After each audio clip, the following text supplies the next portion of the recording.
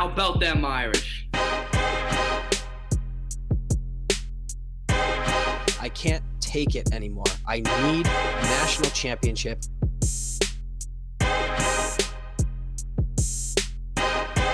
This is the Four Horsemen Podcast.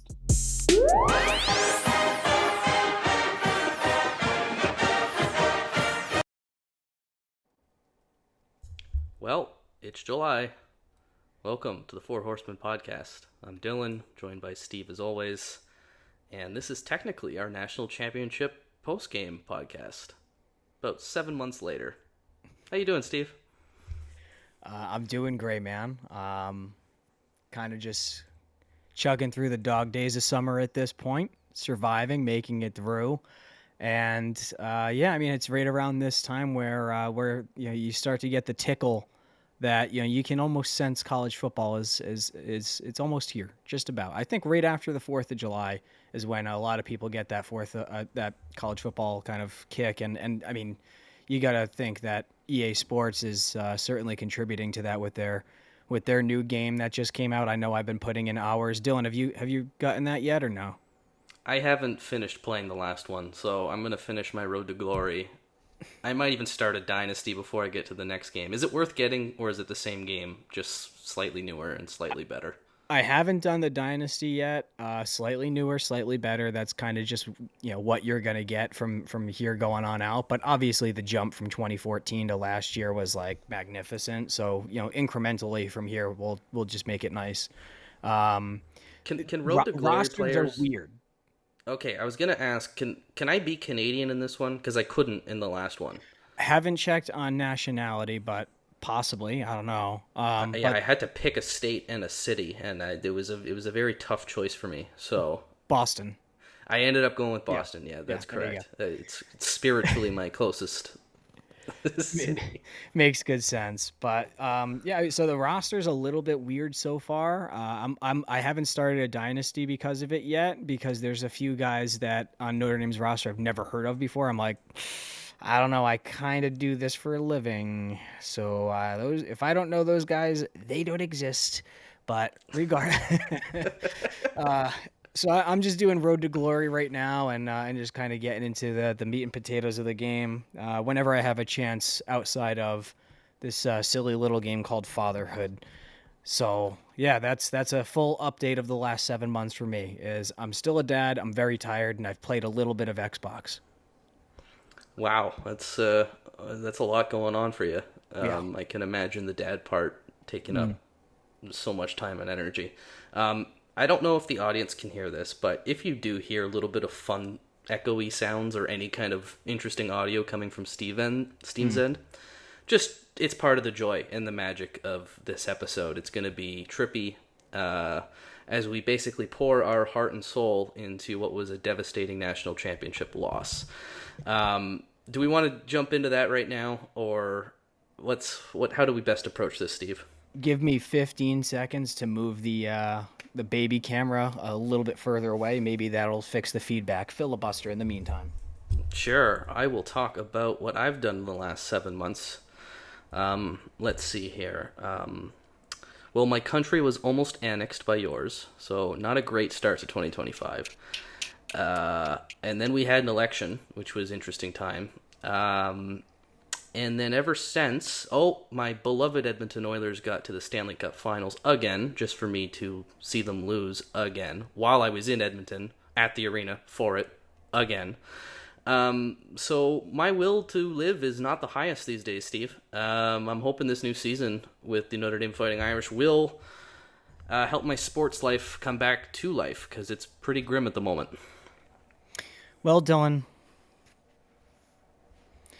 the universe calls to us. It calls to us to go on a journey, to step into the unknown, not with certainty, but with courage. And in the 2024 season, the Notre Dame Fighting Irish answered that call. And what followed was a season forged in hope and tested in agony. A path that twisted through triumph and heartbreak, from roaring highs to soul-crushing lows. And yet, every week, with every snap, the Irish kept fighting. With grit, with heart, and with an unshakable belief in themselves. From the frozen tundra of Notre Dame Stadium hosting the first ever college football playoff game in school history, and in college football history, defeating Indiana with some old school toughness. Then came our reckoning. Georgia, a titan we toppled, a bully we shoved back, and a statement we made. And then came one of the greatest games of college football that we have ever seen. The come-from-behind victory in a classic against Penn State. It was a war of will, a triumph of belief. But finally, it did end in the heartbreak of our national championship game against Ohio State coming up short. But this story isn't just about one trophy. It's about a trajectory, a climb. And at the center of it all, there is a man named Marcus Freeman. A man with the namesake that echoes the strength of stoicism. A leader who did not flinch in the face of adversity, who dragged the program from the depths of where it was set back to where it belongs on the national stage. He has it. The fire, the presence, the vision. And though we are not yet national champions, Dylan, the future has never looked brighter. Because with Marcus Freeman at the helm, it's not a question of if, it's a question of when. That's Notre Dame football, and this is the Four Horsemen podcast. It's a great time to be Irish. I love it. That was very beautifully written, Steve. Thank you. Let's talk briefly about the game. At halftime, I didn't want to be around to watch the rest of it. And I was just praying that we wouldn't be embarrassed. And I hate that feeling. And I hate that this school, this program, has done this again to me, time and time again. Now, to give them credit, they did come back. And they put up one hell of a fight. From the opening drive, which was the greatest opening drive in football history. Yes. I think it'll be remembered as such. That game might be remembered from Notre Dame's opening drive. That might be the most memorable part of that whole game. But look, they were outmanned, and we knew that going in. Ohio State was stacked. They had dropped millions in NIL. Not to say that we haven't spent, but when Michigan won, Ohio State went balls deep on acquiring talent. 20 million. And Notre Dame was injured. I'm not trying to say injuries cost us the loss, but we all know that team was depleted by the time they got to the national championship game. They were down linemen on both sides.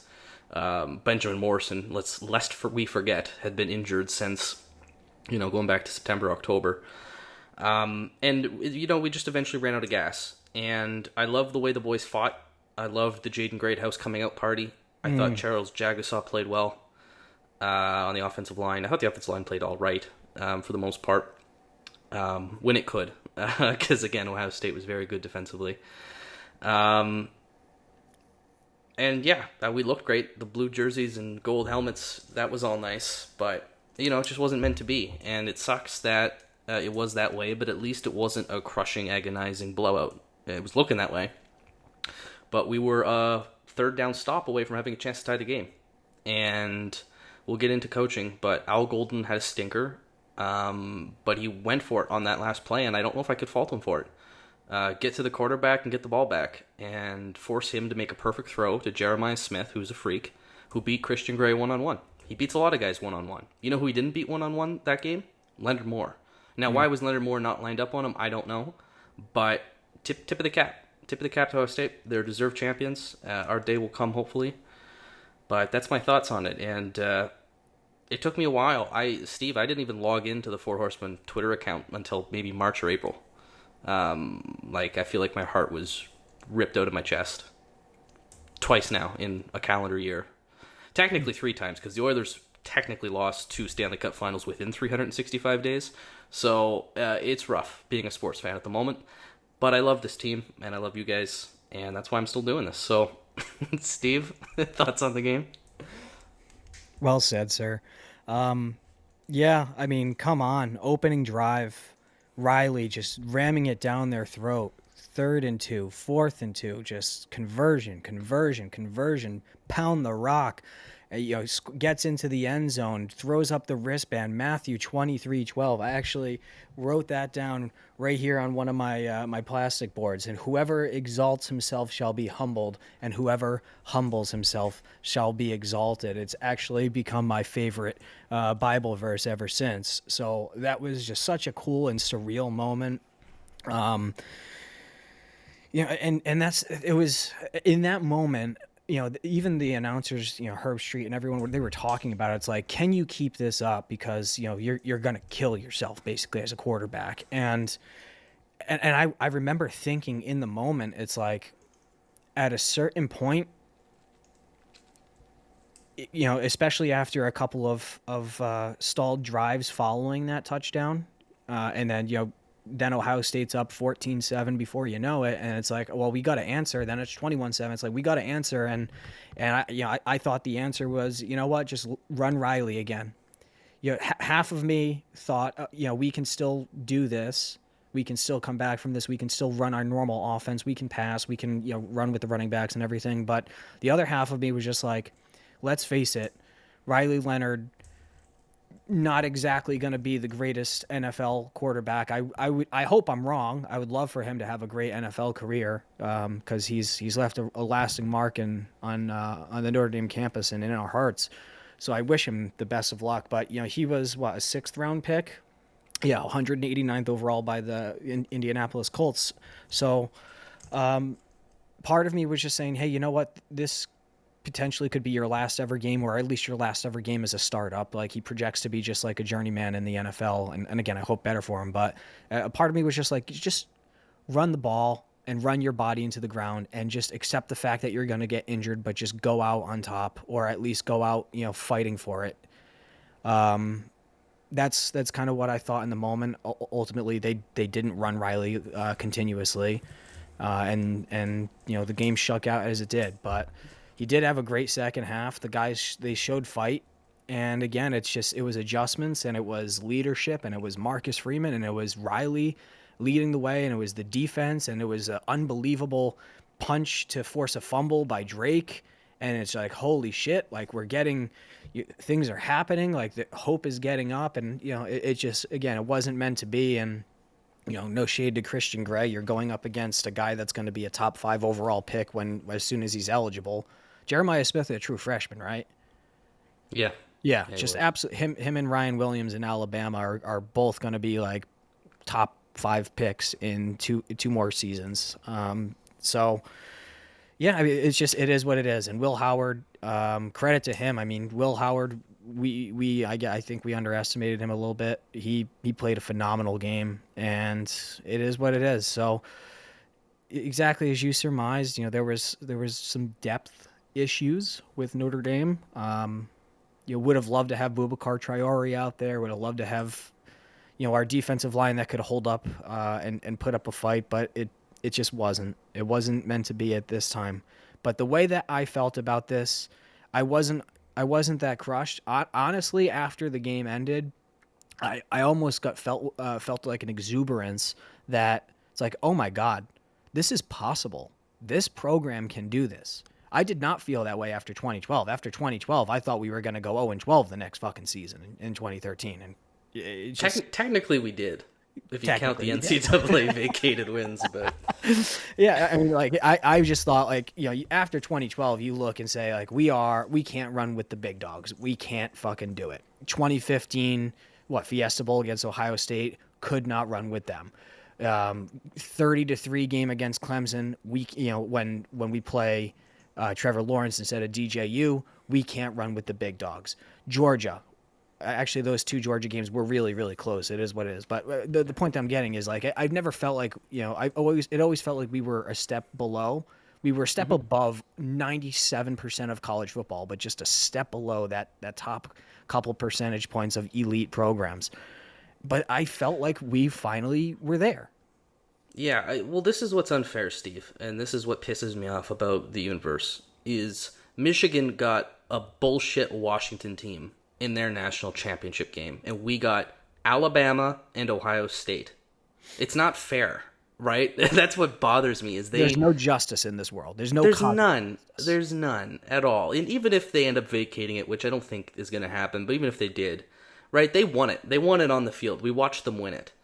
And I think we beat that team. I don't think that team was particularly special. We just run into an all-time great Ohio State team who ironically lost to Michigan. That's another part of this that makes no sense, is they lost to a bang average Michigan team this year. It's just, I don't know. It's just really annoying. It feels like we get really bad luck. It feels like running into the Florida Panthers 2 years in a row. It's just like, how unlucky can we get? But you know what, so be it, right? Like you said, we're there, and I think this is just the beginning, because the difference between this and 2012, I think, is Notre Dame's in a much healthier spot overall. I think the years of recruiting up into this year are better than it was when Kelly first got there. I also think that Marcus Freeman is the type of coach who can bring out the best in players. And I don't know if Brian Kelly was that. I think Brian Kelly's skill set was different. I don't know if he is the type of guy, the Jurgen Klopp type for the soccer people out there, who will take anybody and turn them into 2 levels above what they should be. Marcus Freeman is that. And what Marcus Freeman has got going on for him is this culture at Notre Dame, which is unmatched in my lifetime. I imagine if you listen to the older people who will talk about Lou Holtz's time, it'd be similar. But just the culture, and that became the storyline. Like, Ohio State won the national championship this year, Steve, but Notre Dame won the media. Everyone loved the whole us. Playoff run. We were the lovable team for once. Everybody enjoyed it. Everybody saw the culture, and I think Josh Pace said something about this similar. Like, you could just see it didn't matter how many guys Notre Dame lost. We were the fucking Terminator. Like, we just kept coming back with new bodies that would just do a job, and that's what I really like about Marcus Freeman, and that's what I think that could take us to the next level. And why I have way more hope that we can is because he's built a culture there, and the staff is better. Kelly's staffs were always all right. Like, he had some good guys on his staff and some dummies. This staff doesn't feel like it has a weakness, I don't think, right now. And just overall, it feels better. Plus, we're in the NIL era, / we're going to be in the post-host settlement era, where players are going to be directly receiving revenue from the schools. And you give Notre Dame a fair table financially to compete with people, the recruiting bump we're seeing is only going to increase. So I do have a lot of faith, Steve, like you said. It's just a kick in the fucking nuts, man. That's what it is. It really sucks that we got this far and we lost to the most obnoxious, toxic fan base. And to be fair, there is a good amount of decent Ohio State people out there. I've met them.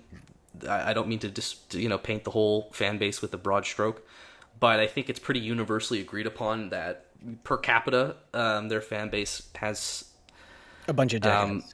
Yeah, it's toxic to say the least. So you don't want to lose to them, especially with the way you've lost the last 2 years to them, which we've played 3 times. We should have won at least one of those games, but neither here nor there, Steve. Let's move on before I start crying. No, yeah, and I just to put a bow on it, the way that I came out of feeling like this was it was almost an out of body experience after the game, where I was thinking,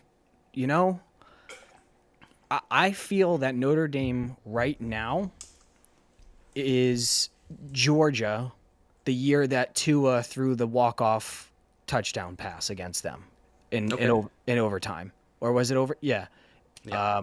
So that's how the Notre Dame football program feels. Is we battled, we got to the top, came up just short, but there's so much momentum behind us that it's not without a realm of possibility that we go back to back and become like a dynasty, because as we've talked about ad nauseum, there's so much positivity of the future. Speaking of the future, we can get off the national championship and move on. And Dylan, did you want to? Let's start with some coaching turnover. There has been, some of the staff that has come out. Let's see here. Well, notably, Al Golden, obviously leaving for the NFL, the defensive coordinator. He's now the D coordinator over at the Cincinnati Bengals, and Chris Ash has taken his replace. Where did Chris Ash come from again? I think he wasn't working at the time, but he was the ex-Rutgers head coach, and he was also defensive coordinator, I believe, at Ohio State. So he's got DC background for sure. Off the board hire, nobody saw that coming. I'm going to trust Marcus Freeman. He's batting over 900 in terms of his coaching hires. I think Chancey Stuckey's probably the only mistake, partially because Jamarcus Shepard was there, and that they should have hired. Other than that, I think I trust Freeman. So I got no issue with Ash being the defensive coordinator. We'll see. But obviously, I have expectations that this team is going to be a top 10 defense again, and that can't fall off. There's no excuse, I think, for a dip in defensive performance. Maybe at the start of the year because you got new people coming in, but it's largely should be the same system, and I would expect by November this defense is as good, if not better, than last year. So I'm going to hold them to a high standard, but I'm also not going to freak out for the hire like a lot of folks have. Yeah. Yep, exactly. As you put it perfectly, Marcus Freeman has earned our trust. If one of the most brilliant defensive minds that Notre Dame has seen, at least in recent history, could sit down with Chris Ash, go through the full interview process with him, and at the end of it, think that he's ready to turn the reins over to this needs to be built up defense, already very well established with some absolute gamers. And it's like, and I liked that Ash said and Marcus said that they're not looking to implement any particular style of defense. He's not coming in here looking to switch to a 3-4 or go with a 4-3, or it's whatever is the best defense at the time, whatever is the best personnel at the time. So they can have multiple fronts, multiple different looks, and I think that's a good thing, that we can be versatile and take advantage of all the talent that's on the roster. So I am looking forward to seeing, let Ash cook, basically. Onto the running back side of the ball. We lost a good one in DeLand McCullough. He went to the NFL as well. He's the running back coach of the Las Vegas Raiders. And I want to say this correctly, and this is directly from the Notre Dame website. It's pronounced J1 Sider. So yes, J1 Sider, where did he come from? Penn State. Penn State. Pretty highly regarded running backs coach. I don't know if you've heard of this guy named Nick Singleton or the backup something Allen. Katron, yeah. Pretty good coach.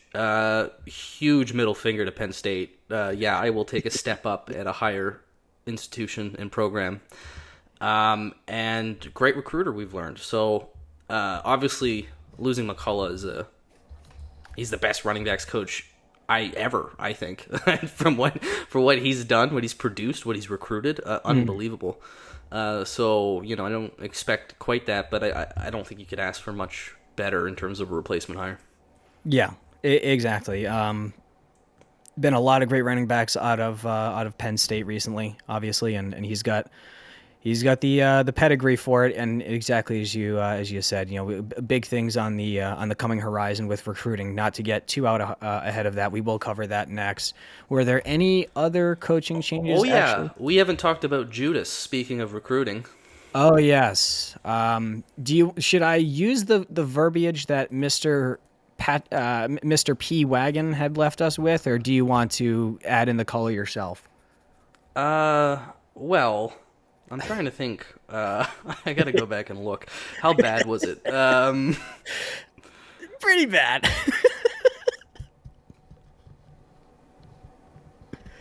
Oh God. We're reading through the group chat right now, and yeah. So I will let you, sir, make the determination on how you want to proceed with that. Well,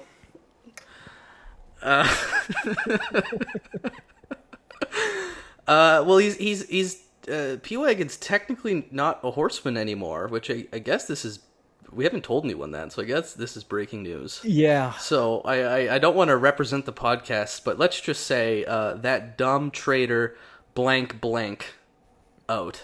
And he wanted us to describe him specifically as that. Is there more that I missed? Because that's what I'm seeing. Yeah, no, that's it. Yeah. Yeah, let's just say there's some. It's colorful. Dirty words in there about Chad Judas Bowden. I don't think it's as big of a deal as the fan base has made it, to be honest.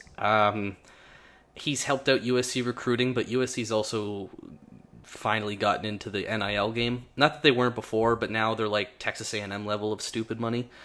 So that helps as well. And also Notre Dame recruiting has been better without him. So I'm not too bothered by it. I do take issue with the little shots he's been. That's what pisses me off. Yeah. Yeah. So I'll let you take over from there. That's pretty much it. I like exactly as you said. Hey, we have a new guy that came in and he's doing a crackerjack job. I am concerned that, USC with currently the number 1 recruiting class right now, they could be basically that sleeping giant that comes back to, comes back to prominence. But that's also kind of what I do want. And again, we will cover this at some point in the podcast. If and knock on wood, presuming that we play USC every year in perpetuity, I want USC to be a great program. I want them to be ranked in the top 10. I want both, Notre Dame and USC to be ranked in the top 10 when we play, because those should be the greatest rivalry in sports. It is. It's just it's fallen off with recently with their drop off. So. Yeah, whatever. It is what it is. I don't really care about Chad. I never thought much of him before. It's just him running his mouth is a really ugly look. Just shut your fucking mouth and do your job. That's like you weren't being paid hundreds of thousands of dollars and given everything that you ever could have possibly wanted or needed at Notre Dame. Like, you were given everything. It's not like they didn't give you anything. You're just being a dickhead for no reason. If there was a reason, okay, I can. If you want to get a little catty, whatever. Still you should take the high road. But he's just being a straight up bitch about it. Well, don't go to the rival is kind of my overall issue with it. Is like, look, I get the appeal of USC. If I was a recruit, they would be in my final. Their hat would be on the table. I would pick Notre Dame, but USC has got a lot of pros to it. It's not my issue. Is not with USC. It's like Tony Alford going from Ohio State to Michigan. You just don't do that. That's not okay. Have some respect for these rivalries and these programs. You don't go to your sworn enemy to directly recruit against them. And he did, right? I mean, they took a couple kids Notre Dame were leading for. So there's that issue, but it doesn't matter because recruiting is piping hot right now. Let's talk a little bit about that. The 2025 class, Steve, I think it's a good class. I think there's a lot of great players in it. But it's a step down overall as a class, I think, than previous classes. And I was getting a little concerned about that. No issues with the 26 class. So I'll let you take first stab at it, and I'm just going to kind of review some names to bring up. Boy, oh boy, are there some names. And we have 2 5-stars that we've signed in the technical sense that they've been ranked 5 stars by 247. Now, on the 247 composite, no 5 stars, but we're practically there. And what's the blue chip percentage on this class is what, 80-something%? Yes, I believe it was something like 83.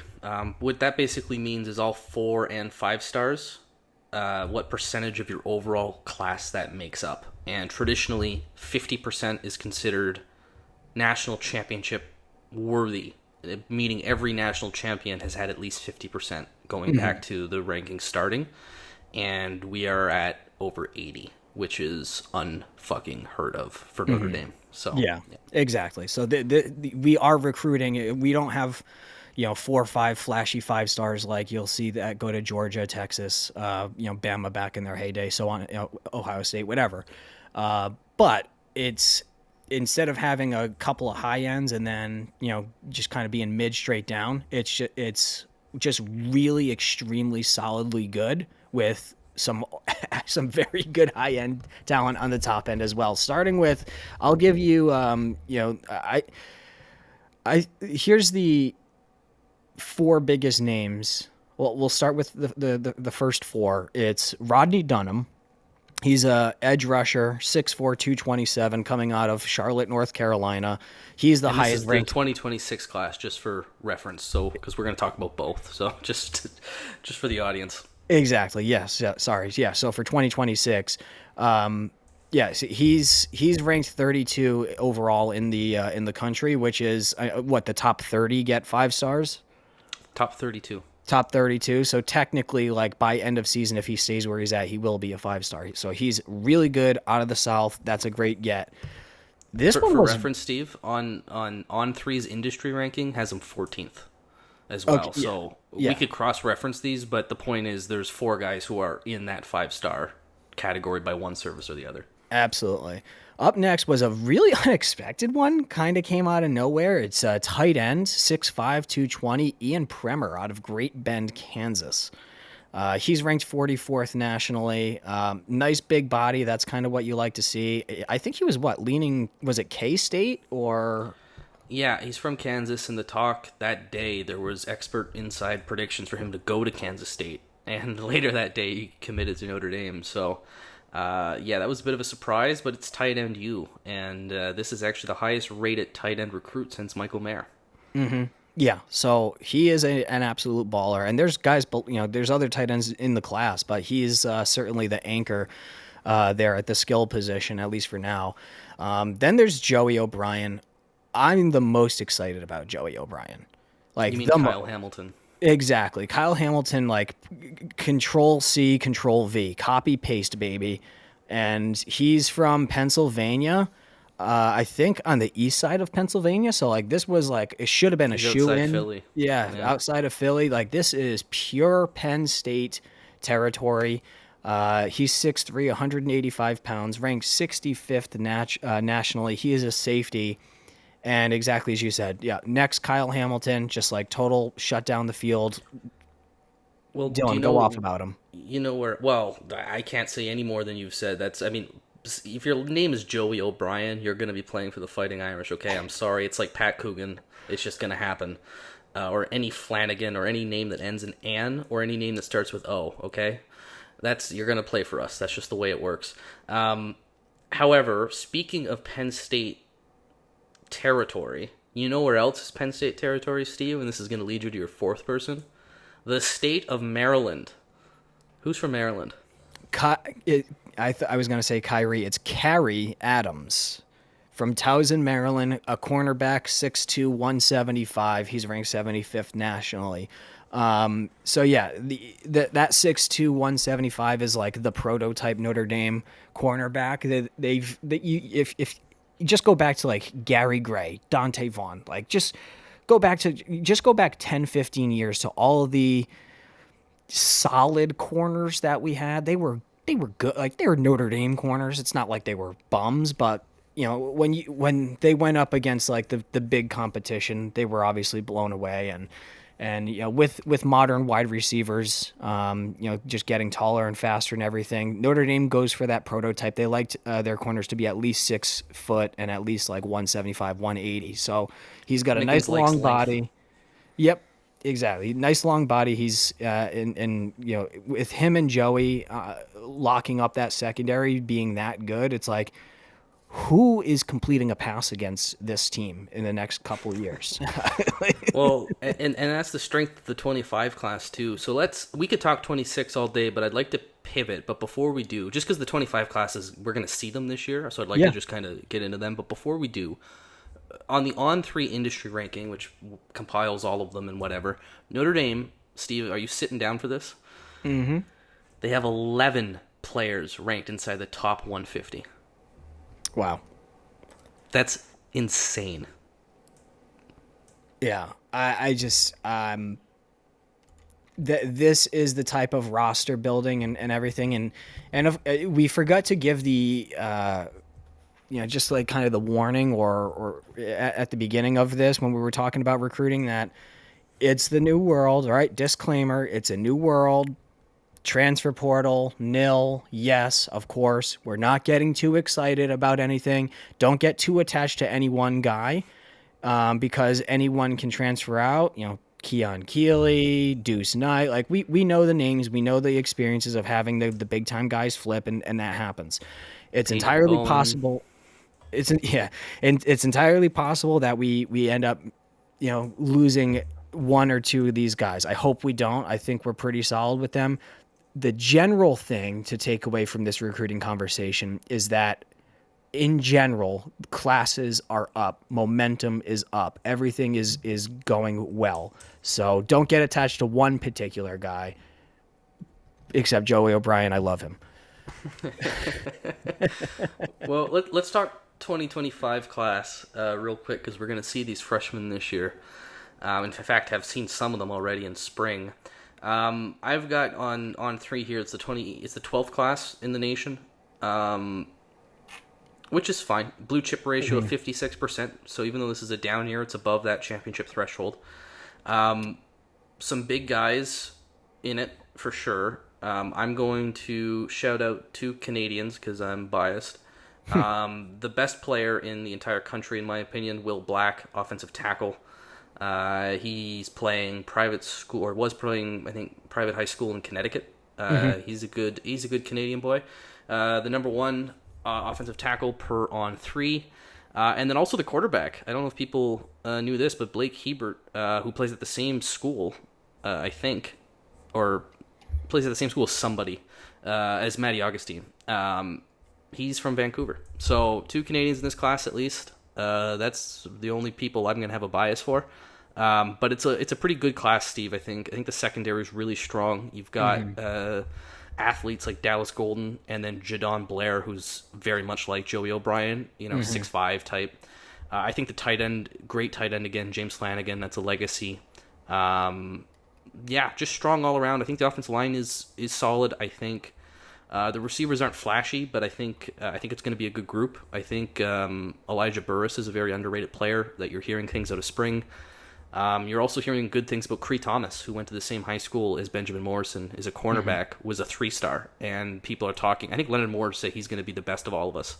So, that class might be a lot better than the rankings suggest. Not as much flashy, high-end talent like this current class has, but a lot to like, and I think you're going to see some guys start, or at least get some game time as freshmen. Yeah, and there's other names in there like Madden Faraimo, who is a linebacker that we just basically pulled right away from USC, and put our balls on the table and told them to go screw, because we're the big boys and they aren't. So he's 6'3", 230, just outside of Los Angeles. He's really highly rated, I think 66th overall in the country, in accordance with 247. Chris Burgess, a 6'3", 265 edge rusher out of Chicago. It's huge that we need to dominate Chicago. There should never be. We did not win in this cycle, I think, in 26 in Chicago, but going forward, yeah, it is embarrassing, and that's our backyard. Well, and not to, sorry to cut you off, Steve, but this goes back a little bit. This is a problem we have. Like, yes, Burgess is a great addition. Justin Scott, Carnell Tate. Multiple quarterbacks in the 27 class, which we haven't offered one yet, so I guess we haven't lost them. But you know what I'm saying? Like, you get these big-time prospects coming out of Chicago, you have to get them if you're Notre Dame, especially if they're in the Catholic League. Like, you got to get those guys, right? Yeah. And, this 27 class, the next class, this is how crazy recruiting is. You're recruiting for 2027 already. They've got some loaded kids in Chicago. There's a big-time receiver we're after. There's a big-time defensive tackle we're after. There's 2 big-time quarterbacks in the Chicago area. So, sorry to just go on that rant, Steve, but I was thinking about this the other day. We're doing so well of building pipelines in key areas. We're in Florida now. We weren't in Florida 5 years ago. We weren't in Georgia 5 years ago. Now we're in Texas. Now we're in North Carolina. We actually own North Carolina for some reason. We've been dominating North Carolina. Dominating. Yet we can't win Chicago? Are you kidding me? That's your backyard, and I get it. California's been producing less and less, so we're going to California less and less. But you got to be able to pick up Chicago, man. You have to. We recruit Detroit better than we recruit Chicago at the moment, I think.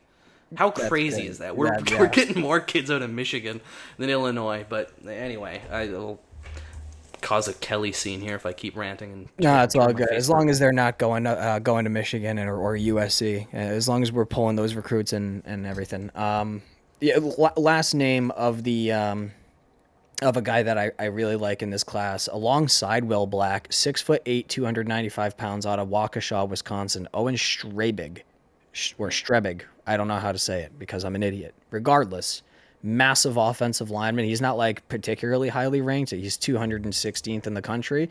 But when you have a frame that big as a freshman, don't expect him to start. But that's a guy that in 2-3 years could really start, moving bodies on that offensive line. He could, be right tackle, left tackle, or if you move, it's hard to move a guy who's 6'8" inside at guard, but it's conceivably possible. Just kind of depends on what we got. Steve, do you think offensive line's the one position you just don't need to worry about anymore? Pretty much. It's like I know that's the thing is I'm not worried about the recruiting. I know we're always going to get good recruits. It's making sure that they stack up and we're not leaving gaps. Like 2 seasons ago, it felt like we had a ton of talent on the roster and there was a lot of good offensive linemen and we played pretty good, but not great because there were some gaps. It was a little bit of a down year 2 years ago. This past year, they came back. There was obviously a lot of injuries. They outperformed expectations this year. Exactly. And then now you look at, us heading into next year, it's absolutely our greatest strength. And then the recruiting in the future for it is like astonishing. And all of the guys are really young.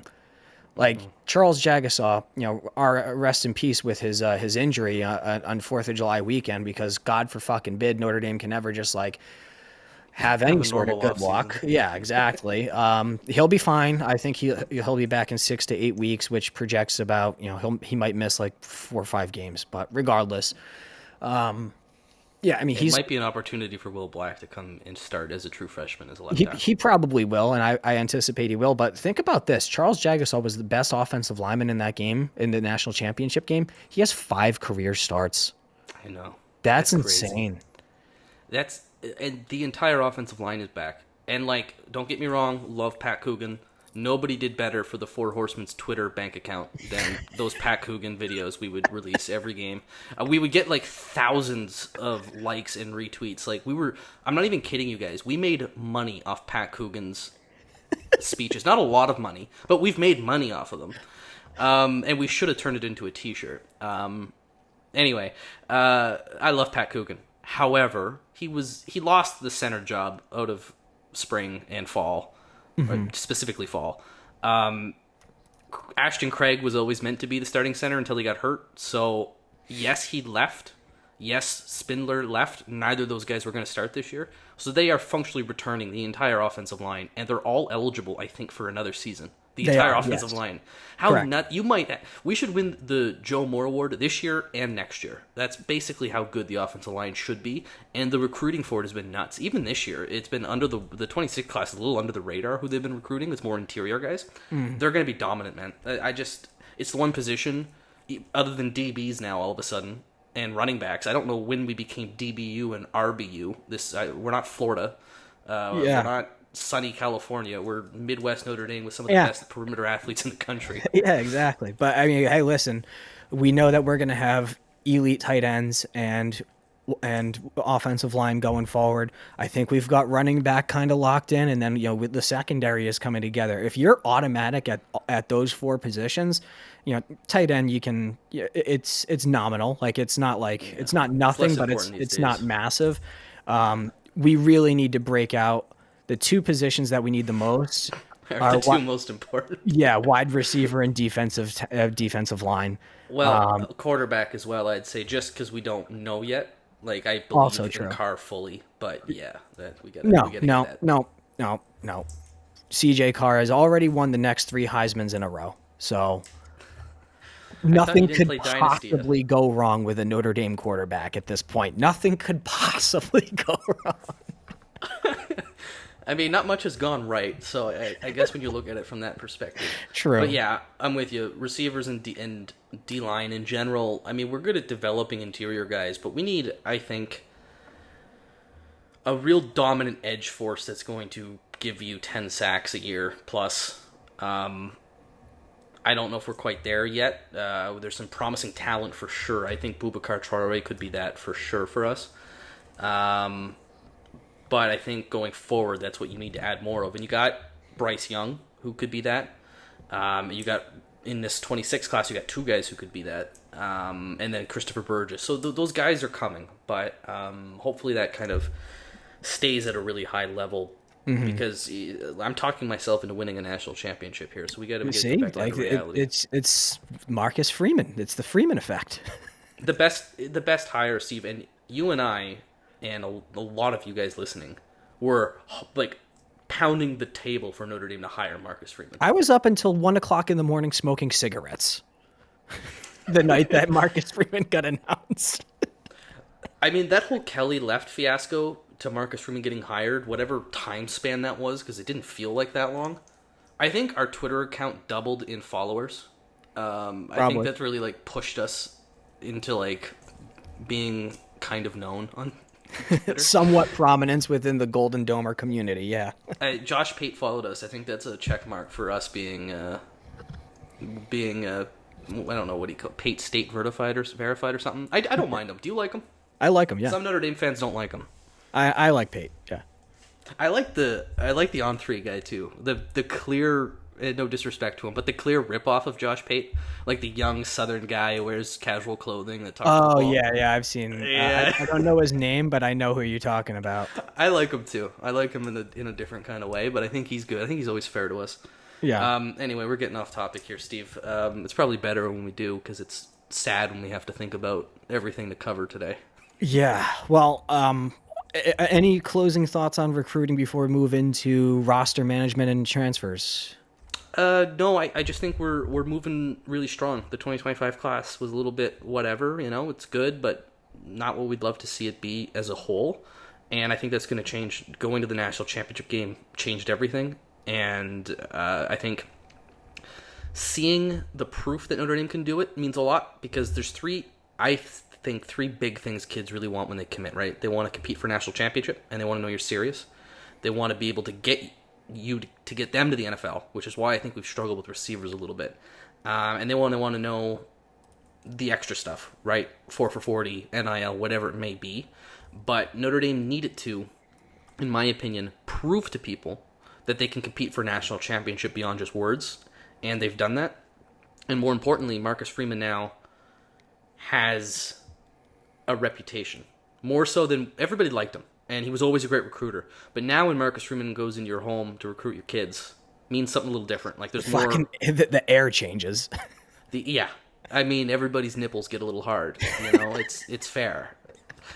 God, he's such a great coach. I hope he stays for 50 years. I don't even care. Give him a lifetime contract. Yeah, make him our. He embodies what we are, and what's amazing about that, Steve, is he's not a Notre Dame fan. He is an Ohio State alum, and he embraces this fan base and this school and the program like he's one of us. He gets it. He converted to Catholicism. It's crazy. It's crazy. I don't know if he was really trying to impress us or what, but that's dedication. And, I think he said when he was recruited, if Notre Dame had not been so shit back then, he may have come here because Notre Dame did resonate with him. And since we hired him as a DC, he did an interview with Chris Zorich like 2 months after being hired. And I watched that and I said, this is a Notre Dame man. Like, he is so bought into the Kool-Aid that if Ohio State called for him, I don't think he would leave. Like, I legitimately think he is a Notre Dame guy now forever.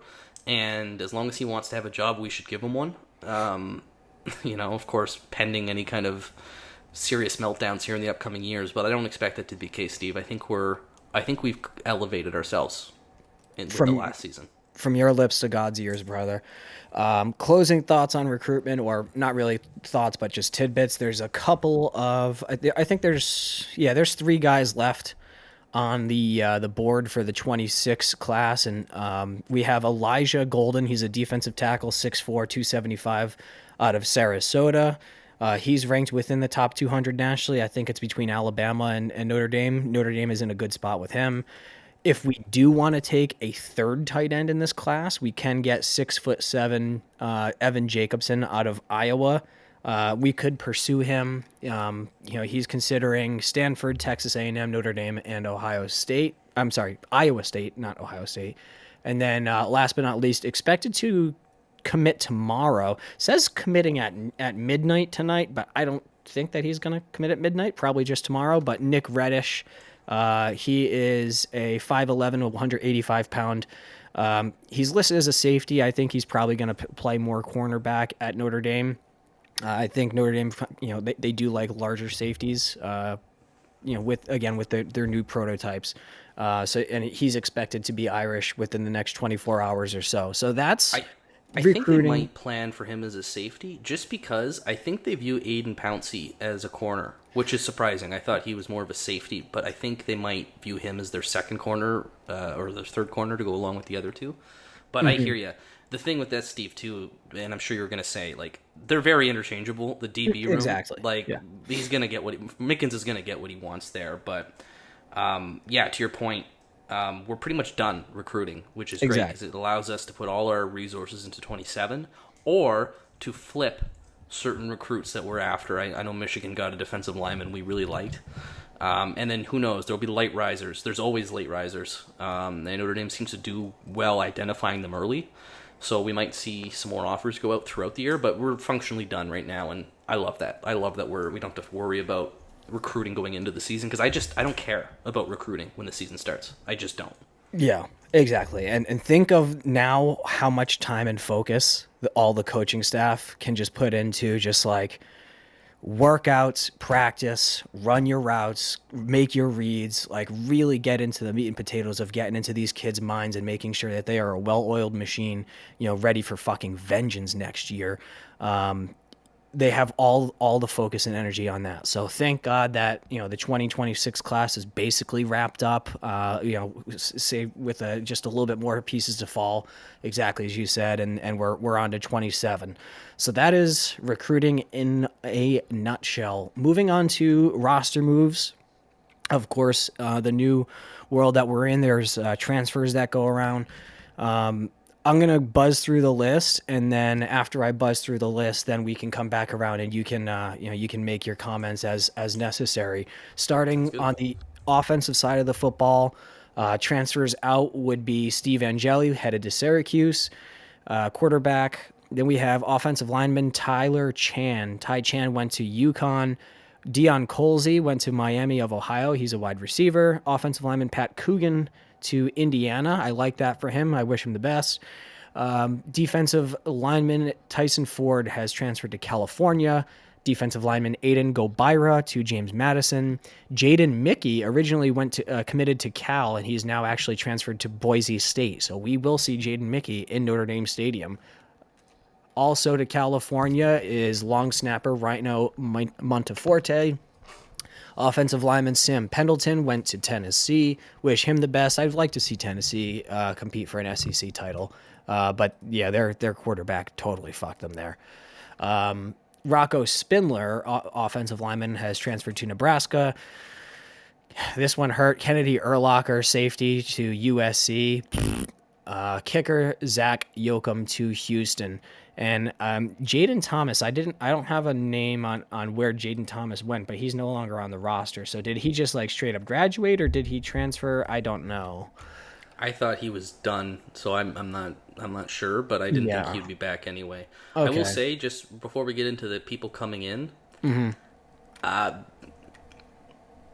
fine with all of that, to be honest. There's nothing there that hurts too much. I mean, Kennedy Urlacher was promising young talent, and he goes to your rival, and that's pretty annoying. But, like, there's not a starter there that we lost. In terms of the transfer portal, Notre Dame, yet again, I think wins. Not by who they added, by who they didn't lose. We're the only program that seems to hold on to all of our star players. And I think that's a testament to some NIL and to what the Notre Dame degree and community means. So on to the ins, because there is a lot to like. Yes, exactly correct. So from North Carolina, kicker Noah Burnett is joining the Irish. Here's I think the big one, and this kind of tied into our recruiting conversation, and kind of the next steps of building something and building a position group. Malachi Fields, a wide receiver from Virginia, back-to-back 800-plus yard seasons. I think he's like 6'4", can really go up and grab the ball. He's got excellent control on 50-50 balls, great body control. So he's a promising, kind of fielder boundary wide receiver. Just a few more, and then I'll push it back to you. Wide receiver Will Pauling. He's more of a slot guy, shifty guy from Wisconsin. He led the Badgers in catches. Tight end Ty Washington from Arkansas. He only had 14 catches, did have 4 touchdowns, so he is, to some extent, a red zone target, but he adds more of a blocking element to the Irish. And then on the defensive side of the ball, we added 4 guys. Defensive lineman Jared Dawson from Louisville. You think back to the Louisville game a couple of years ago when we lost. I know we obviously don't like to think about that, but I prefer the one we won. But yeah, exactly. But in that Sam Hartman year, that defensive line for Louisville ate. They ate up the Notre Dame offensive line. So I don't think Dawson was playing at that point, but it's kind of the stock that he's coming from. He's a really big body, and hopefully he can bring that mean and toughness and fill some gaps for the Irish. Also on the defensive line, Elijah Hughes from USC, a big one, cornerback, and he looks to be a nickel corner, Devonta Smith from Alabama. Not that Devonta Smith from Alabama that shit in our Cheerios, but a different one. A good one nonetheless. Yes, and then safety Jalen Stroman from Virginia Tech. He had 55 tackles last year.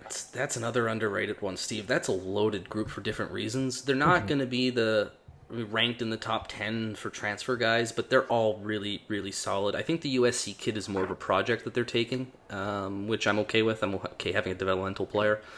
Malachi Fields is the big one. That is a repeatedly proven boundary receiver who is going to be open for you, and if he's not, he'll get you the ball. So we need that for a freshman, a functionally rookie quarterback, let's say. Regardless of who it is, it'll be a first-time starting quarterback.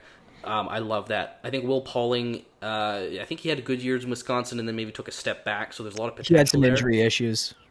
But, I mean, you were looking at a rotation now. Correct me if I'm wrong, Steve, because I don't have the full depth chart off the top of my head, but you're looking at Malachi Fields, boundary, Jaden Greathouse or Jordan Faison, field, and then the other one of those two plus Pauling is your slot, and then you have a fourth guy to back them up. So that seems to be your rotation of 4. I don't know if I'm missing anyone there.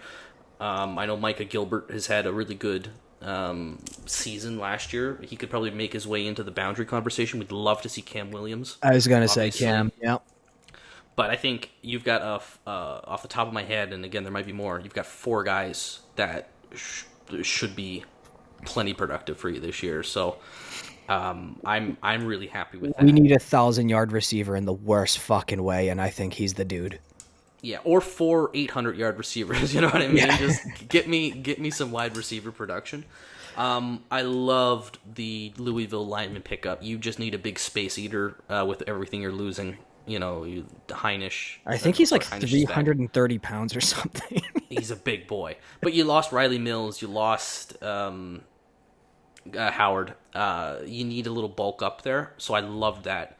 Also, the Virginia Tech safety is another really good player. And he might not even be starting for us. It might be like Rob Hurd last year, who was kind of coming in expecting to be a starter. And then, Notre Dame's DB room is so loaded, maybe he ends up being a rotational player. I don't know, but that is a very good player you're adding to the lineup. So, and then you get to Devonta Smith, who Notre Dame seems to just go to the portal for slot corners now. It's 3 years in a row. It was Jordan Clark, and the year before that it was who was it, Steve? He was a really effective player. My brain Name's escaping me. I know it's. Oh my God. I got dad brain now, so I already had my memory issues before. Now I'm absolutely fucking cooked. So. Yeah. Okay. Well, for the listener at home who can piece that together, it was a good lineage from that guy to Jordan Clark to now Devonta Smith. You're bringing in transfer portal guys who are proven players that are really effective. I really like the Devonta Smith addition because you're adding that to Christian Gray on the corner and Leonard Moore in the corner and Creed Thompson somewhere in there. And the DB room is just going to be disgusting again. You might expect a little bit of an adjustment period because Xavier Watts is gone, but and bless him, what a legendary Notre Dame player he was. But yeah, just a really great portal class, man. I'm really, really happy with the business they did. I don't need a flashy 5-star guy. I want good players at positions we need and that complement the team. And that's exactly what they did. And they got a kicker. So wonderful. Yeah. And the closing thoughts that I'll have on on transfers in general before we move on is obviously I agree with everything that you said, but it showed to be very apparent in the playoffs that the Notre Dame does a meticulous job of picking transfers to fit the right positions. Think of that Jaden Harrison run back against Georgia. Think of was it RJ Oben that came off the edge and forced the fumble against Georgia, and then we had the transfer kicker make the kick against Penn State, and it's like Mitch Jeter, Mitch Jeter. So like there was the transfers were sprinkled in almost seamlessly to the Notre Dame roster last year, where they certainly complemented and had their moments. So I think that Notre Dame, the way that they go into the portal, they might make a big splash with one or two guys every year, like Riley last year or Malachi Fields this year. Like that, they get like one marquee guy that's really going to come in and start. All the other guys that they get are really just complimentary and pretty much like all these guys are battling for positions or they're taking specialized positions. Again, like Devonta Smith from Alabama quarterback is transferring to Notre Dame, and he's not even going to be on the field all the time. He's going to be he's a package guy. Like that's a crazy statement that we would have never believed that you if you said that just 3 years ago, let alone 5 or 10. So it's a healthy state of affairs, and just again, it goes back to a healthy roster and great roster building through recruiting and development through the man, the myth, the legend, Marcus Freeman. I will gluck that guy anytime he wants. Onto the NFL and some departures. You mentioned X, so let me pull up that page. Of course, I'm also, while you're doing that, I'm not in a good place with the NFL, or we're not on good terms. Not for any kind of like, oh, Taylor Swift has shown too much reasons. I mean, grow up. Like, what are you, a fucking child? Like, she's good for the game. However, I just don't care anymore. The NFL seems so corporate and dead and soulless to me. It just sucks. Everyone's like, it's the best product, and it's like, okay, I guess it's not. Broadcast is great, but like, who gives a shit about Jacksonville versus Atlanta? I don't. Do you? Do any Jaguars fans care about it? A good 80% of the games that are played are dog shit. Agreed, and so is college, but there's more meaning to college. You know what I mean? It's more meaningful. It's like every you're fighting for your life in college every week. Every game just means so much. Whereas obviously in the NFL, it's a slog. So I mean, the NFL this past season was actually one of the more intriguing seasons in recent memory. But by and large, it's not really an exciting product for me. I agree.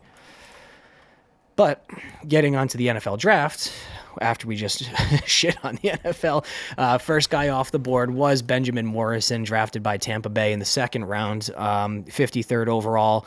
I think without a doubt, no question, he's a first rounder if he doesn't go down with injury. But say la vie. I don't think the injury was that serious either. Like I don't think it's a career-threatening injury. So. No. I think Tampa may have got really, really good value there. But again, who gives a shit about the NFC South? Also correct. Staying in the NFC South while we're at it, Xavier Watts.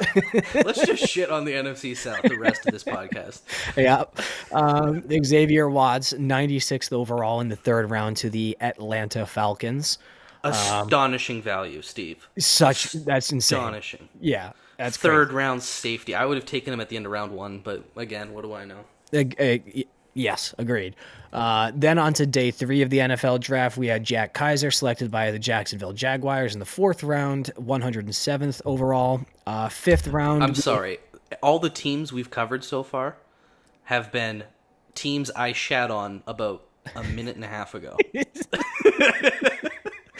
I didn't do that intentionally. Yeah, and guess what? You have one more coming up that you just mentioned moments ago. But up next was Riley Mills, selected by the Seattle Seahawks, 142nd overall, still in the 5th round. And here's that dig that you got. Mitch Evans, 163rd overall to the Carolina Panthers.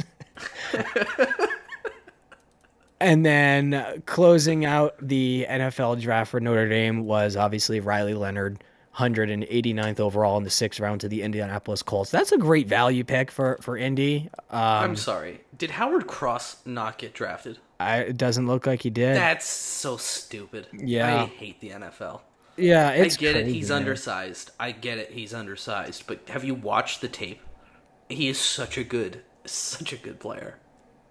Yep, and sorry, Howard Cross the third. I looked at Howard his Cross. dad played for the Giants, I think. Exactly. Here we go. He got picked up. Oh, okay. Coach Al took him in Cincinnati. Oh, lovely. I like that for him. Yep. So that's a good landing spot for him. At least He just has to live in Ohio. On purpose. And then there is another option, which is you could live right across the river in Kentucky, but it's like, Yeah, Ohio borders some interesting states, don't they? Because they also border Pennsylvania to the east. Yeah. Is West Virginia bordering them, or are they just close by? I'm Canadian. I'm allowed to get away with not knowing things. In fact, I think it's amazing I know this much already. I'm also. They are definitely close by, but are they touching is the question. They're like spiritually similar people, I think, like rural Ohioans. Yes, they are. They are touching on the Ohio River. Yeah. Yeah, so one of many reasons Ohio sucks as a place. It also borders, of course, the great state of Indiana and Michigan. Yeah, and they also border Lake Erie, so they don't have an official border with Canada, but they are across the lake. Yeah, you could row a boat to Toronto. Well, no, there's that whole Niagara Falls thing. Yeah. yeah, you'd have to go there, which, by all means, no offense to anyone living in Ohio, but yeah. How's South Carolina, by the way? You moved down there. South Carolina's pretty sweet. No, there's the obvious thing is that no place is ever going to be perfect. So there's things that I would change about it, but it's a really good quality of life. I'm really enjoying living here, and could definitely see myself living here for the rest of my life. So I'm happy. Good. I'm glad to hear that. It sucks you're not in Boston area anymore, though, because I do want to go to Fenway, and now I'm a lot closer than I was previously. So yeah, I'm actually going to be up your way next week. I'm going to be in Maine for the next 3 weeks. Oh, nice. Yeah, I'm taking a European-style vacation. Fuck it. Where are you going in Maine? All along the coast. Booth Bay Harbor, Bar Harbor, another island. Oh, they just keep going. Sounds good. If you end up in Canada, as somebody who's from New Brunswick, you can just pass New Brunswick and go to Nova Scotia, where I'm currently at. It's a much better destination for you. And you'd love the golf courses. Cabot Trail. Hell yeah. Would love to make it to Cabot someday. I can tell I think we both might have ADHD, Steve, because I don't know what we're talking about anymore. Well, up next is the spring game. Okay. Right, we were talking about Ohio, and that was because of the draft. Okay, we're back on track. Yeah, yeah. Geography sent us in a tizzy there. Only at the Four Horsemen podcast, folks. Rate, review, 5 stars. Throw in a comment. Make fun of us. Fuck it, we ball. I think the best podcasts are the one where we just go off on random tangents. Yeah, but unfortunately, we have to keep it somewhat dialed in for this one. Yeah. Oh, we're so bad. Yeah. Steve, we went 7 months. We've got so much shit to cover. Exactly. We're an hour in, so if you're listening to this, we still have probably another 45 minutes left of this thing. Hopefully less, but it's conceivable. We're doing good time. I thought it was going to be 3 hours. So yeah, and we're in the dog days of summer. What else do you have to do? Mow the lawn, listen to the fucking podcast, rate 5 stars, share it with a friend, unsubscribe, then resubscribe again. Yeah. But the spring game happened. I forget that I didn't watch it live. I had to watch it back on tape. The takeaway is that both quarterbacks are very competent, and they can definitely, it is going to be a quarterback battle. And then is it? I mean, Carr's been the best quarterback in spring the last 2 springs, and he's only played in 2 of them. Correct. I mean, it's CJ's job. I don't want to say running away. It's CJ's job to lose. But Kenny is making a push, and Kenny is really good. player. He's smooth as fuck. He makes good reads. He's athletic as hell. He did that flip into the end zone, or after scoring the touchdown. Like he does add the the running element where CJ is a little bit more flat-footed. I don't think that was the case coming out of high school. From what I recall, Kenny was more of like, yes, he's athletic, but he's a pocket passer, and CJ is a pocket passer who can run more. I didn't think it would be the other way, but credit to him, and I think that could be a huge advantage with the way Mike Denbrock likes to have his quarterbacks who run. I wouldn't be too surprised if Kenny wins, despite me contradicting myself from about a minute ago. It should be a good battle. I just don't want to lose either of them, because we have, with Angeli leaving, which... I'm guessing they had the conversation with him that he's not going to be the guy, so they let him go find greener pastures. But there's no depth now, so you kind of... if somebody loses the job, you got to hope they stay around. Well, at least through this year, and then next year they'll be gone. But then whoever's... let's make an assumption. Okay, let's get out ahead of our skis, and if we're wrong, we're wrong. But under the assumption that CJ wins the job and he's the starter this year, and he goes on to win 15 games in the national championship because he's the best and the greatest, and nothing can possibly go wrong with this Notre Dame roster. Then you got to assume that, next year probably Kenny would transfer in the offseason. And then, we have Noah Grubbs, who's a really good quarterback for this 2026 class out of Lake Mary, Florida. He's 6'4". Love that. Love height in a quarterback. So, next year on the roster would be true junior, CJ, true sophomore, Blake Hebert, and then true freshman, Noah Grubbs. So we would have... There might be some red shirts in there. I think CJ Carr might have a red shirt. He's a red-shirted freshman, so he's a true junior in the classroom and a red-shirt sophomore on the field. Yes, exactly. And you would expect Blake Hebert to redshirt this year as well. But just going by their signing class, that's what it would be. Junior, senior. Freshman, sophomore, and junior, respectively, in that scenario that you lose a hypothetical Kenny next year. So if he can stay through the end of the year, we're good is the point. But back to you. The most efficient pathway here is Kenny wins the job, wins the Heisman, leads us to a national championship, and goes to the draft at the end of this year. And then CJ Carr takes over with 3 years of eligibility. That'd be like the most efficient way to kind of space out the quarterbacks. But that you can't pick your starting quarterback based on that. I don't think. It's just that would be nice. Fucking national championship. Whoever puts us in that position, I don't care. No, we got so close, Steve. Every fucking time. Closing thoughts on the spring game. I mean, again, it happened as I expected. The players play like we know the guys. It's not like there was any huge, massive surprises. The only thing that I did take away from it that I'm looking forward to and excited about, again, kind of going back to the quarterbacks and the play calling, is that we're going to be able to push a little bit more downfield, and especially with those wide receivers coming in, with Malachi coming in, I think we can start to be a little bit more vertical in the passing game, which is exciting. But that's pretty much my thoughts on it, unless you had anything else you wanted to hit on. Yeah, Nolan James, the running back that we flipped from Boston College, who was a late riser in the 2025 class. We didn't mention him when we talked recruiting. He went off. He was really impressive as a... Is he even a freshman yet? Like when you enrolled in the spring, you're an early freshman. He's an early enrollee, and he looked really good. I liked the spring game. I thought Notre Dame just looked great. Like everybody looked good. It was compared to some other spring games where some people don't look good or some groups don't look good. Like I remember...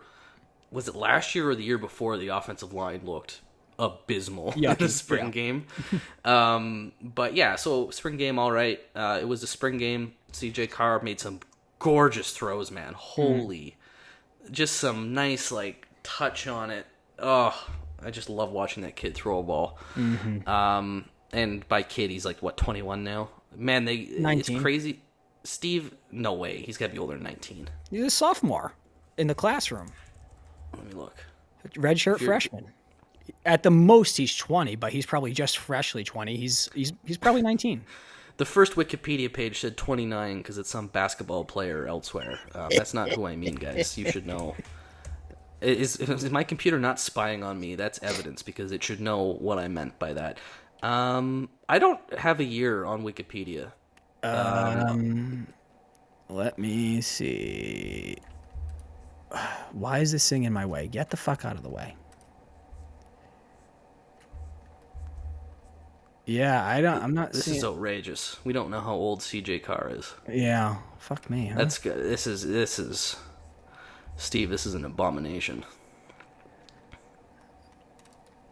Are we really going to see this through all the way to the end? Because, I mean, No. I'll do it.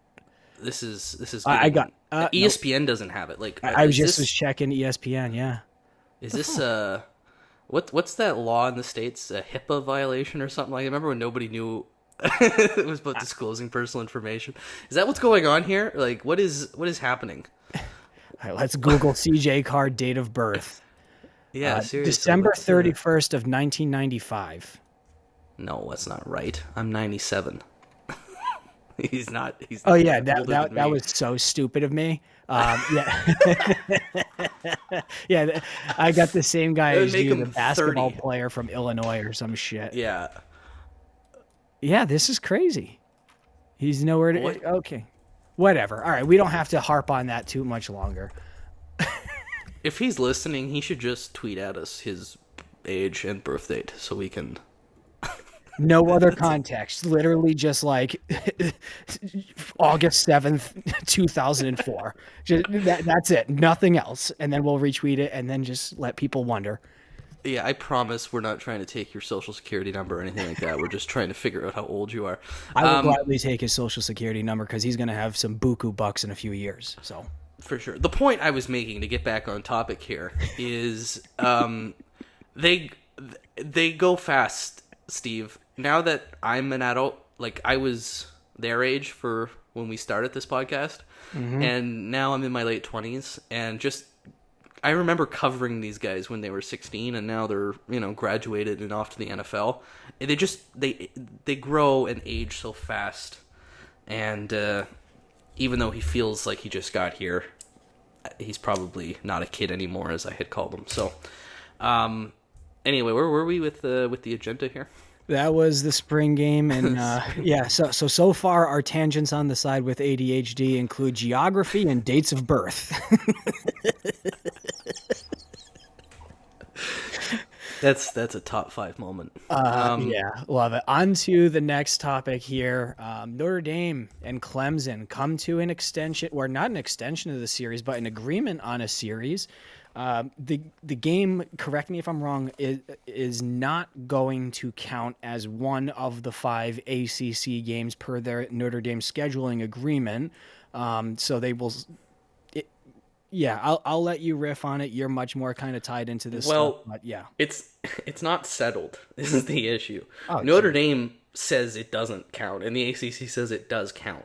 What's going to happen is the years where Notre Dame was scheduled to play Clemson already, like the current Stanford arrangement, when it falls on those years, it will count towards one of the 5.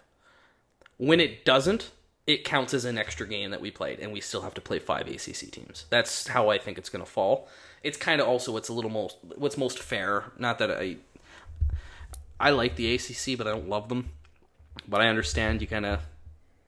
It's not fair to the rest of the conference if we always get Clemson, and that's one less Notre Dame game for the rest of them because they want to play us. It's just their local economies surge whenever we're in town.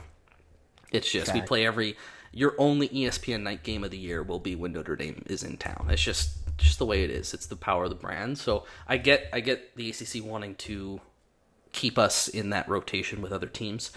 But I love this. Now, I don't love that it's Clemson, and it's nothing against Clemson. I just, you know me, Steve, I'm a romantic and a historic person for this program. And I'm trying to be balanced because, at one point, Stanford wasn't a big rival, and at one point, Boston College, you know what I mean? Like, rivalries grow and develop, and there's no reason that can't still be the case.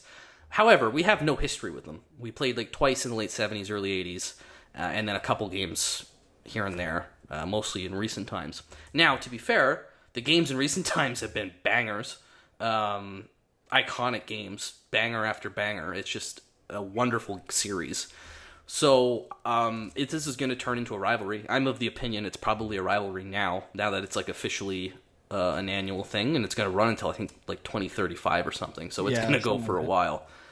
I love it from overall realignment stuff that people don't want to listen to perspective, because it protects Notre Dame's schedule in case the ACC falls apart. Not that I anticipate that necessarily. I mean, it could happen. We'll see. But if anything does happen there where, the strength of the ACC moves to another conference, Notre Dame still got Clemson on the books. And what I also like it for is if another certain game ends, which we'll get to in a moment, it kind of keeps that value on your NBC deal and your strength of schedule. So that's the point. It's for the broadcasting network. It's for the fans who want to go to the games. And it's for the strength of schedule, especially in this new playoff era where we're gonna have access. So there's no fear in playing good teams. So I like it. I would have preferred it to be Miami. I wouldn't be surprised if Miami and Florida State kind of work out a thing with Notre Dame where they're also playing us, one of them every other year. Just business-wise, the ACC needs to get more money out of their network partners, so doing that makes more sense. So we'll keep an eye on that. But overall, Dabo, I don't like him. I just find him not likable. But he does say a lot of nice things about Notre Dame, and he does care about academics. Even though Clemson's not really an academic school, he wants his kids to graduate. So I respect that about him. I think he's a hell of a football coach. So there's that I like too. You got a great coaching matchup. You have old versus new, like an old blue blood versus a new blood. A lot to like here. But for the historian in me, the traditionalist, it's a little weird seeing Clemson as kind of a new rival. What do you think, Steve? I think that my good friend Marcus Freeman, who I would gluck in a heartbeat, specifically, I got you as you were taking a sip. I think that he specifically chose a team in the state of South Carolina to come down every other year for the next decade because I moved here, because it's only a 3.5-hour drive for me. So it doesn't matter about strength of schedule or the TV deals. It's just a good friend of mine doing me a solid, so that way I can drive up and see the game on every other year for the next decade. So I'm excited for that. But I agree with you. It's the exact right take. If we were going to lock in a ACC opponent that, is a historical powerhouse, I would want to be tied with Florida State or Miami, leaning Miami, right? Just because of recruiting. It's a sexy game. It's the big lights. It's recruiting. Like, we're going to obviously wax poetic about this as we get closer to, August 31st. But that's what it should have been. But again, it makes good practical sense. So I like the deal. Yeah, I got no issues about it. It's insurance in case the University of Southern California, for lack of a better word, pussies out of a rivalry. And that's the nicest way I could say it. I know there's USC people out there putting a spin that, there's a hell of a spin, right? There's an offer on the table for Notre Dame to take an extension. It's like, oh, really? Why has that been reported by nobody? So here's the situation, folks. USC moved to the Big Ten. Lincoln Riley is a coward. He left Oklahoma because they went to the SEC, and he was against USC joining the Big Ten. Now that USC is in the Big Ten, they obviously play a lot better competition, right? Ohio State, Michigan, Oregon, right? There's a lot of good teams in the Big Ten. He also has to travel to the Midwest a lot. And the way Lincoln Riley views it, because Lincoln Riley, for one, can't cook, unrelated, just had to say it, and then two, does not value anything that matters in college football, right? Lincoln Riley's in it for himself. He really should be in the NFL. I don't know why he's in college. He should have been the Dallas Cowboys offensive coordinator 10 years ago, but, it is what it is. He doesn't understand what this game means. For him, it's like, well, Notre Dame is easily replaceable. It's Michigan. It's Ohio State. It's Nebraska in a good year. Because he just sees it as helmet game, TV revenue, Midwest. It's more than that. And the USC people know that. And the overwhelming voices on the USC side of things are very mad about this because they're traditionalists. And they never ran from competition under Pete Carroll. They want to play Notre Dame. We want to play them. The Notre Dame position is we'll play you until the end of time. The rumor is USC wants to play the game earlier in the year. So there's these USC people out there saying, well, there's a 20-year extension for Notre Dame if they want it in September, which no one has reported. But then there's also whispers that, well, USC doesn't want to play at Notre Dame Stadium anymore. They want it to be a neutral site game, which is a non-starter. You can't do that. That's an abomination. So we're in a situation of limbo. I'm sure, listener of the podcast, this is news has come and gone, so you're aware of it. But that's where we're at with it. Is Notre Dame wants to play. USC doesn't really, unless it's maybe in September, because that's when the non-conference games align. But if that's the case, Steve, like, what difference does it make for USC to play us in October or in September? You're going to the Midwest that week anyway. If it's not Notre Dame mid-October, you're going to Northwestern. You're going to Minnesota. Yeah. It makes no difference. What it is, Steve, is the Big Ten doesn't want to accommodate. So the Pac-12 used to accommodate us because we played them and Stanford. And it was like, okay, well, you just every year you rotate in that November slot. The Big Ten wants all of their out-of-conference games done by September. And they're putting that pressure on USC. I'm no doubt about that. They don't want to have to deal with it. And I don't think USC wants to play us, to be honest. I think USC's kind of looking for a way out of it. At least I think Lincoln Riley is. I don't know what their AD thinks. So Jennifer Cohen is their AD. She came from Washington, I believe. A lot of people say a lot of good things about her. We'll see if the USC alum get through, because the USC alum I've spoken to are very opposed to that game going away. Because even though it hasn't been the best rivalry in the last 20 years, it is historically the most successful rivalry of all time. It is, I don't need to explain this rivalry to you guys. You guys know what it is. To even contemplate ending it is disgusting. And USC fans will say, well, you need USC more than Notre Dame, than they need Notre Dame. And to an extent, I guess that's true, right? Like, sure, you have other Big Ten teams that would play you and satisfy your strength of schedule. You're in the Big Ten media rights deal, so you're making a shit ton of money anyway. But that's not how I view it, Steve. It's not who needs who more.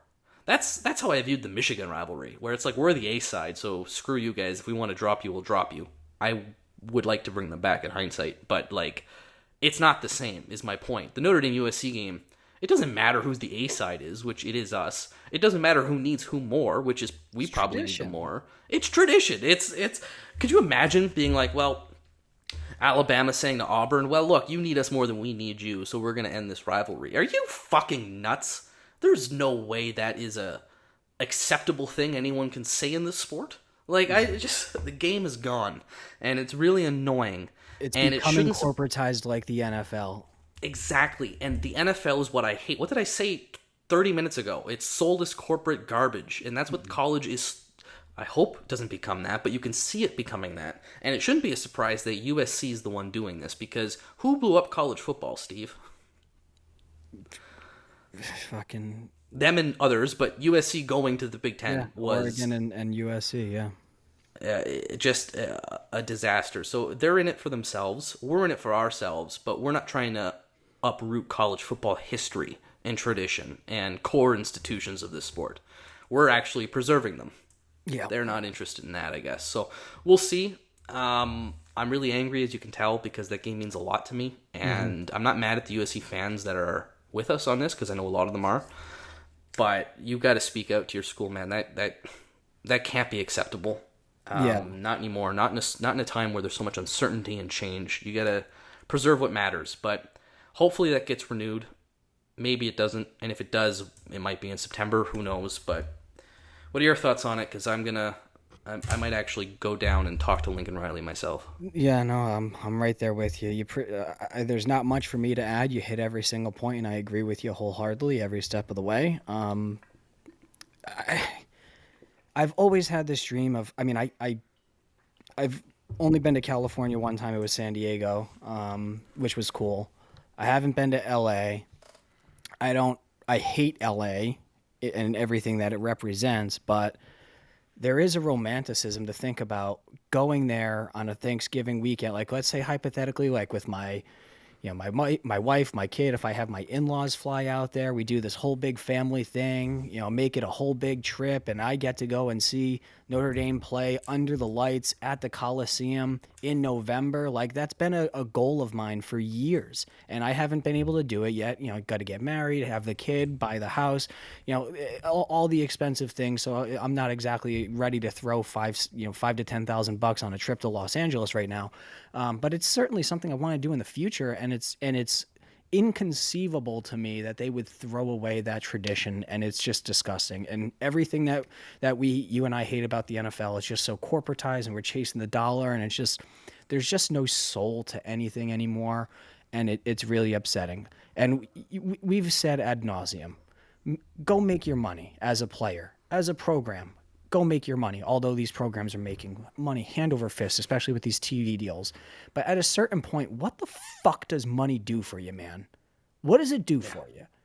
Like, it's good. It's great. I wish I had $250K cash right now. It would make my life 10 times easier. But life has to be worth living. There has to be things that mean something. If everything is just a transaction, then what the fuck are we doing here, man?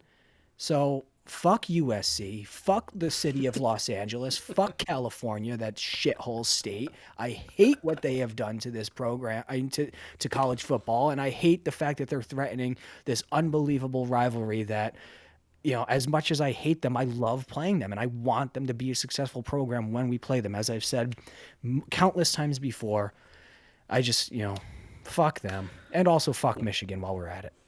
Of course, there's never not a time on this podcast where you can't say that. That's a rule. Number one rule of the Four Horsemen podcast. At any time, you can just spit out "fuck Michigan" and we just carry on. Nobody bats an eye.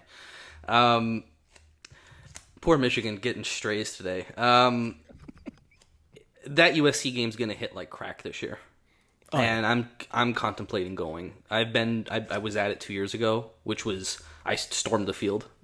Which is its own beauty, miracle to it. Being on Notre Dame's field is, I mean, that's a dream come true. So I would go again. Like, I've already seen the novelty of it, but because it could be the last one, I'd consider it. That game's they're gonna get booed louder than ever. Like, they might get killed.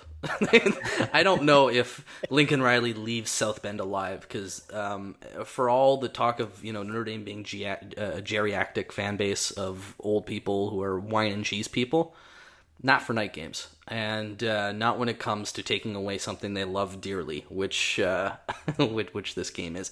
Steve, I want to ask you a question, because I have to address it myself, because if I don't, I'm a hypocrite, and I'm anything but a hypocrite.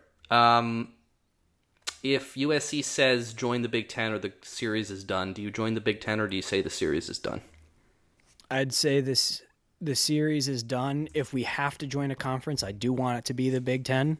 And I only want to join the Big Ten if the worst case scenario happens, which Marcus leaked out on that interview on YouTube. It was crazy. Like, don't tell them the worst move that could happen, because then they could do it. Although ironically, the Big Ten and SEC's friendship has since fallen apart because they're fighting over the qualification spots for the playoffs. So now that crossover is in danger. Anyway, sidebar, but you know that might not come to fruition. Exactly. So unless both the SEC and Big Ten teams just flat out refuse to play Notre Dame in any capacity, if they move to 10 conference game schedules, then that will basically force our hand, which I hope doesn't happen. It just keep things how they were, keep the fucking tradition, 8 conference games, 4 out of conference, let Notre Dame stay independent. USC and Oregon go back to the fucking West Coast of the Pac-12. Let's rebuild that thing and just like stop being dumb. I just want people to stop being fucking dumb. So I've got to address this, Steve, because I went on the Big 12 Mafia podcast / live YouTube show, which you guys should check out. I've been there a couple times. And they asked me about, of course, realignment. That's mostly what I'm there for. They need a Notre Dame perspective on realignment, so I come in and provide that. I said this about a year or two ago. If USC threatens to end the series, that would be enough for me to join the Big Ten. That's what I had said years ago, because at some point, all of your traditions add them up. Are they worth independence? Like, independence is obviously a very big tradition, but if you lose USC and Michigan State and Purdue, and you start losing your ability to schedule certain people at certain times and all that stuff, I've changed my mind, and that's why I have to address it, because I did say at the time that would be the deal breaker for me. But with the way this has gone down, and just with the resolve I have for how Notre Dame is handling all of this stuff. I think no program has looked better in the realignment space, in the house settlement space. Notre Dame was the first program to threaten not including themselves in the video game if the players weren't compensated. Notre Dame has stuck their neck out on the line for Stanford and Cal to get into a conference rather than being left out into oblivion. Notre Dame has been doing the right thing consistently, I think, time and time again, in service of independence, but also in service of things that are principled. Notre Dame wants to pay their kids, but they want to make sure there's congressional exemption over certain things, so it's not like an employment contract like you would have with an admissions person. You're not just a regular staff member that can be fired, right? They need some kind of special agreement. I think that makes sense. I think Notre Dame's approach to everything here has made sense, and I'm committed to that as long as they are. So I guess I got to go back on my word, but I think we should make independence work as long as we can. And like you, if we have to join a conference at some point, the Big Ten's probably the better fit. But yeah, I don't like it. I don't like that we even have to have these conversations, Steve. It's who we are as people, as an identity. You shouldn't have to defend your identity to somebody just because they don't like it. And I guess that has more than just football connotations, but I'm using it in the football connotation sense, is fuck off and let us be independent. That's just the way it should be. Facts. Yeah. I got nothing else to add, just because if I keep talking about USC, I'm going to punch another hole in my wall. Is there? No, it's off camera, but there is a hole here, and that's from throwing 4 interceptions in a game in NCAA 26. But regardless, I mean, that's pretty much a wrap on the podcast. We can certainly have some closing thoughts here, and of course, we're gonna get back together in just a couple of weeks for a preview of Miami. Just as a programming note, we might even throw something in between that. Just, all depends on a lot of schedules. I'll be gone for the last 3 weeks of July here, so we'll see how it plays out. At the end of the day, national championship, it didn't happen yet. That's the key takeaway. It didn't happen yet, but we are so close that we can taste it, and we are, as we've well established, an hour and a half into this thing, we've taken every step as a program under the guidance of Sir Marcus Aurelius Freeman, to just be, he's the leader that's going to bring us to the promised land, man. So, things are looking up. We can talk until we're blue in the face, but until the bright lights down in South Beach, start shining. Until then, it's just a great time to be Irish, and we're on the up and up. So that's the closing thoughts I have. Dylan, to you, sir. Yeah, one of us will be on Danny Boy Kane's podcast to do the Miami preview. So that's a big Miami platform for us to represent Notre Dame at. I'm really excited for that game, Steve. I think the Catholics versus Convicts game is so much fun. It's a great way to start the season. I hate that we have to start it down there, but it's also a time to exercise some demons. Exorcise, by the way, Steve, with an O, not exercise. You got roasted on Twitter for that. Shut up. There's an edit button. You should have edited it. I didn't see it until too late. Dad they brain. only give you an hour. Dad brain. That's the agenda. I think we hit pretty much everything we could from national championship to now. Is there any last bizarre tangent you want to go on? Anything on your mind that we can bore our audience with for the next 2 minutes? And by bore, I mean entice with much excitement.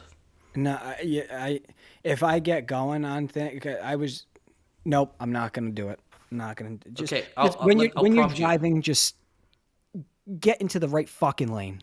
Just get out of the fucking way. I could go on a 25-minute rant, but I'm going to keep it succinct. I like that. Steve, if you win the lottery tomorrow, $10 million, how are you spending it? $10 million? And that goes to the listeners at home. Shoot us your answer. Who's it going Well, to? 10 million isn't enough. I mean, the lottery is like usually like. Oh, right. You get taxed in the States on your lottery winnings. I forgot that. And 10 million, I mean, don't get me wrong. If I won $10 million tomorrow, it'd be perfect because I would be retired and I would retire my dad, right? That would be simple enough. Yeah. It would be very humble. And like, I honestly would live like a pretty chill life with 10 million bucks. Like I don't need much. I don't even think I would move out of my house. I probably would, but whatever. But if I won like one of the big things, like, you know, $300-400 million and everything, and after taxes you're bringing home, let's call it 200 or whatever. Yeah, definitely buying a golf course and creating my own resort.